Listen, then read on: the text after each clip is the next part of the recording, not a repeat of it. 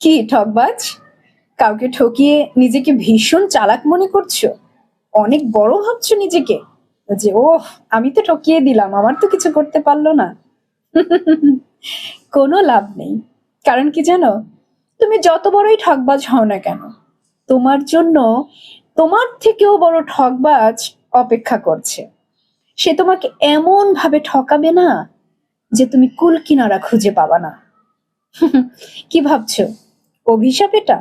মোটেই নয়, বরং এটাই প্রকৃতির বিচার। কারণ জানো তো, আল্লাহ ছাড় দেন কিন্তু ছেড়ে দেন না। সুতরাং আজকে কাউকে ঠকিয়ে যতটুকু কষ্ট দিয়েছো, যতটুকু কান্না করিয়েছো, চোখের পানি ঝরিয়েছো, এমন একটা দিন আসবে যে তোমার নিজের চোখের পানি মুছে দেওয়ার মতো একটি মানুষকেও পাশে পাবে না, নিজের হাতেরও সক্ষমতা থাকবে না। এটাই কর্মফল।